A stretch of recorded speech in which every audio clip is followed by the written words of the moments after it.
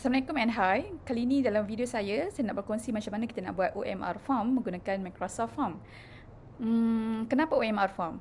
Okey, saya hanya nak buat borang untuk soalan objektif kerana ada masalah pada pelajar kami yang mana mereka ada masalah dengan data internet. Jadi, soalan-soalan peperiksaan kami perlu bagi dalam bentuk PDF. Jadi, mereka download, jawab dulu. Kemudian, bila ada list jawapan, barulah dia gunakan internet, maksudnya dalam tempoh yang sekejap untuk masukkan jawapan objektif mereka daripada contohnya soalan 1 hingga soalan 40.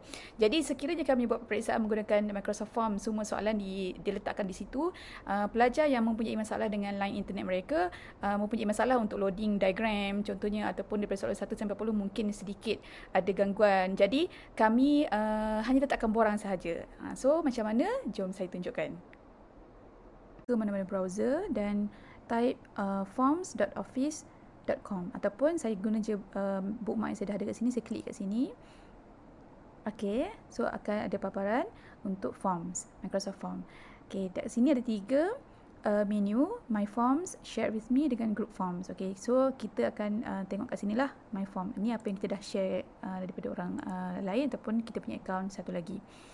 Baiklah, di paparan ini ada beberapa forms ataupun survey yang saya dah buat sebelum ni, quiz dan sebagainya. Okey, kita nak create objective form. Ada 2 pilihan kat sini, sama ada nak new form ataupun new quiz. Jadi jangan pilih new form. Sebab apa? New form ni lebih kepada survey, lebih kepada soalan yang tak ada markah. Jadi lebih kepada survey lah sebenarnya, kajian. Okay? Ataupun soalan-soalan yang tidak memerlukan specific answer. Kalau ni new quiz, kita kena pilih yang ni sebab apa? Sebab ada markah yang kita nak letakkan. Jadi jangan salah pilih, pilih new quiz. Okay, so pertama sekali dekat sini kita boleh rename lah untuk kita punya borang ni. So final examination semester 2 2020. Okay, so letakkan subject Mathematics Form 5. Okay, so kat sini enter saya letaklah apa-apa. So let's say I want to put duration 1 hour. From 3 to 4 PM. Okay. Kemudian, okay, kita boleh tekan add new untuk masukkan apa-apa tidak. Contohnya selalunya, okay, kita letakkan nama kan. Okay, full name. Ini yang biasa. Okay, full name and class. Okay, ini information yang basic kita akan minta pelajar kita masukkan. Nama dan kelas tu information yang kita perlukan untuk kita sort nanti kan. Kemudian kita mulakan dengan soalan. Okay. Okay, apa yang terlihat kat sini, soalan kita ataupun jawapan kita bermula dengan soalan nombor 3, which is tak syok lah kan, sebab kita bagi soalan pelajar mesti kita mulakan soalan kita dengan soalan nombor 1. Tapi dekat jawapan dimula dengan soalan nombor 3. Jadi sebab apa? Sebab kita dah ambil 2 ruang untuk nama dan kelas. Okey, ini saya tunjuk contoh lah apa yang terjadi. Jadi kita tak nak lah soalan kita, bila kita bagi soalan, dia bermula dengan soalan nombor 3. Jadi tak syok kan. Jadi kita kena buang nama dan kelas ni, biarkan soalan kita bermula dengan soalan nombor 1. Okey, apa yang kita buat dengan nama dan kelas ni, kita kena masukkan di akhir nanti. Bermaksud pelajar, bila dia nak submit jawapan, dia wajib masukkan nama dan kelas dulu, di hujung nanti. Saya akan tunjukkan. Jadi yang ni kita delete dulu, cikgu-cikgu delete dulu, dan nama pun kita delete. Kita mulakan dengan soalan kita, dengan soalan exam. Okey, so soalan kita bermula question 1. Tak perlu salin lah sebab soalan kita bagi dalam bentuk PDF. Okey, ini case pelajar-pelajar dapat soalan berlain, jawapannya di dalam form ni. Okey, so question 1, kita ada soalan objektif which is A, B, C and D. Okey, ini pilihan jawapan kita. Okey, sebelum kita teruskan dengan soalan-soalan seterusnya, kita letakkan semua setting yang kita nak letak dalam soalan ni. Sebab apa? Nanti kita copy sahaja, tak perlu kita setkan setiap satu soalan tu setting. Okey, so apa setting yang ada? Pertama, okey, kat sini ada pilihan jawapan. So, cikgu-cikgu boleh letak terus skema kita. Contoh soalan pertama ni, skema dia, soalan dia correct answer dekat A. So, cikgu pilih lah kat sini. Dan jangan lupa masukkan point. Sebab apa? Nanti kita nak kira terus berapa markah dia. So objektif satu soalan satu markah kan. So letakkan 1 lah. Jadi senang dia auto calculate markah pelajar. Jangan lupa letakkan. Kemudian kat sini ada 2 pilihan, multiple answers dengan required. Okey, multiple answers ni untuk soalan-soalan yang berbentuk quiz-quiz yang ada multiple answers lah. Jadi kita tak pilih yang sini sebab objektif kita soalan satu markah. So jangan tekan yang ini. Pastikan dia macam ni. Okey, kemudian seterusnya required. Ini ialah soalan wajib dijawab. Jadi kita tekan hijau kerana kita nak pastikan pelajar kita jawab semua soalan dan tak ada yang tertinggal.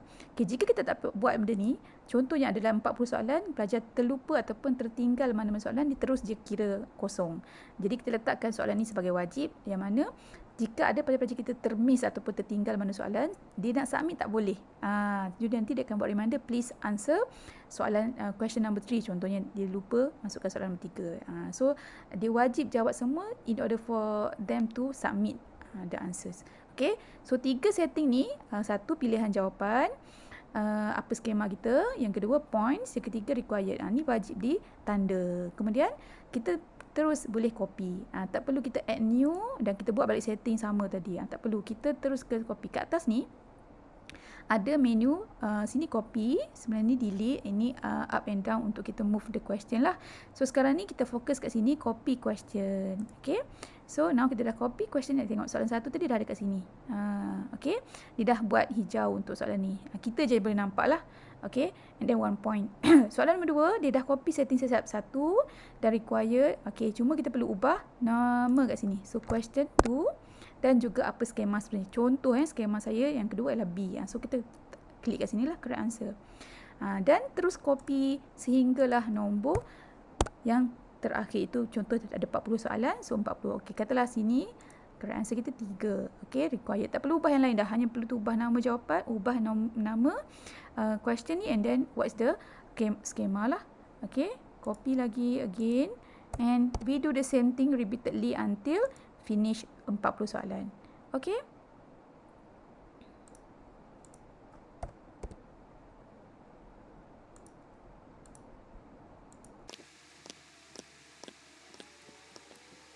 semua soalan nombor 40. Okey, so kat sini dekat atas adalah butang review. Okey, preview. So boleh tekan kat sini dan kita boleh nampak apa macam mana rupa soalan objektif kita. Macam ni rupanya sekiranya pelajar tu menggunakan komputer ataupun laptop, inilah paparan mereka. Okey, so kalau mereka menggunakan mobile, cikgu boleh tengok kat sini macam kita nak check, tekan mobile ni. So inilah paparan untuk pelajar yang menggunakan smartphone. Di sini juga kita boleh check lah sebenarnya ada kesilapan tak. Okey, nombor betul 40, 40, 39. Okey, dekat ini saja kita nak. Kita jangan lupa kita masukkan nama pelajar. So kita go back. Okey, kita nak tambah lagi nama dan kelas sebelum mereka submit. Okay, so add new kat sini, kita bukan nak tambah soalan tapi kita nak tambah section. So pilih di hujung sekali ni. Okay, pilih section, bermaksud dia akan pergi pada page baru. Okay, so please fill in your information. Okay, so add new text full name. Okay, required. Okay, tak ada markah. Okay, next, point dia 0 lah sebab takut nanti dia kira kan. So add new choice untuk kelas. Okay, so sama juga required 0 marks. Okay, kita tambah option ada 8 kelas semuanya dan kita nak mereka drop down. Senang sikit. So kat sini adalah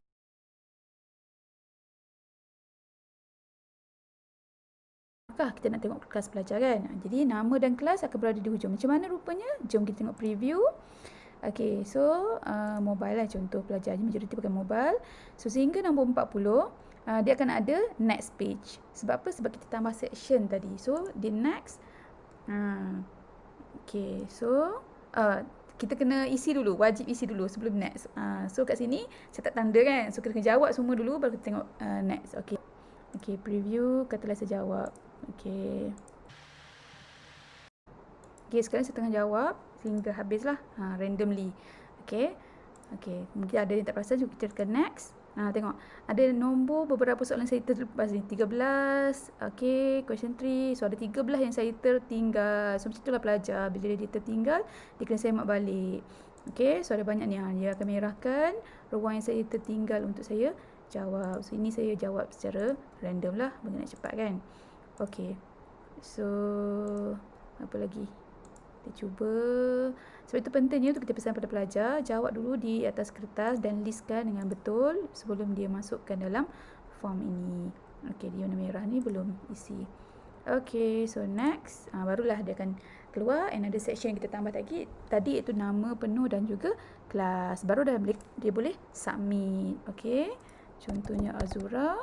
So pilih kelas mana, Imperial, and submit. Okay, so pelajar sendiri automatically dia tahu apa jawapan dia selepas dia habis jawab. Okay, so go back. Kita dah selesai dengan kita punya borang. Sekarang ni kita nak setkan beberapa setting. Okay, so kat sini selepas preview ada theme. Okay, theme ni cikgu boleh pilih nak theme apalah. Theme ni tema dalam kita punya borang ni lah. Nak bagi nampak kreatif sikit. Okay, let's say nak pilih theme yang ni. Okay, atau nampak serabut. Okay, nak pilih theme yang simple. Okay, macam ni. Okay, pun boleh. Okay, apa-apalah. So, boleh juga warna yang plain kat tepi ni. Okay, kat sini pun boleh. Alright. Next, sebelum kita share, pastikan cikgu-cikgu letak setting kat sini. Okay, tadi ni respon, ada satu respon saya. Okay, so cikgu boleh tengok kat sini apa respon, berapa orang dah respons, apa average score and status. So, saya test je tadi. So, sebelum kita bagi kepada pelajar, pastikan kita delete kita punya testing kita. Kadang-kadang kita bagi pada kawan kita, suruh test dulu kan. Jadi kita kena tekan kat sini delete all responses. Okay, delete, barulah jadi kosong semula. Okay, so pergi ke titik 3 sini, tengok setting. Okay, so option berkuis ni, pertama, who can fill in this form. Okay, so make sure kita jangan pilih anyone, sebab pilih anyone ni pelajar boleh isi tanpa memasukkan ID ataupun menggunakan ID sebenar. So pastikan kita pilih only people in my organisation can respond and record the name. Sebab apa? Kat sini pelajar tak boleh redundant, maksudnya gunakan ID orang lain ataupun menipulah. Dia hanya perlu gunakan ID dan password dia. Okay, so one respond per person. And then kita boleh letakkan start date and bila tarikh dan sejam lah, pukul 3 sampai pukul 4 kan, katalah pukul 3, 15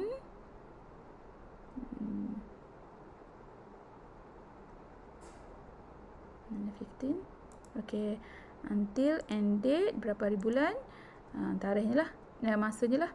Okay, kata sejam kan, so until 16. Alright, so tarikh ni kita pilih lah bila. Okay, and then shuffle question. Okay, shuffle question jangan pilih. Sebab apa? Sebab kita buat objective form. Objective form ni ataupun OMR form ni dia fix dengan soalan yang PDF tu. Jangan buat shuffle question. Kalau kita bagi soalan yang dalam ni, kita boleh tekan shuffle question. Okay, so itu sahaja. So kalau nak notify send email receipt tu tekanlah. Kalau tak perlu. Okay, kalau nak customize, kita lelah apa. Okay, thank you ke apa ke nak tulis kat student kita. So itu sahaja, dan tekan semula kat sini. Okay, so itu sahaja untuk kita buat OMR form kita. Okay, preview, tengok sini. Okay, so itu caranya. Dan sebab memandangkan OMR form kita ni, kita letak soalan, dia sangat general. So bolehlah kita gunakan untuk form lain, hanya tukar tajuk, contohnya Mathematics Form 4. Okay, ataupun untuk buat assessment di lain masa. Okay, itu sahaja perkongsian saja, harapnya bermanfaat. Terima kasih.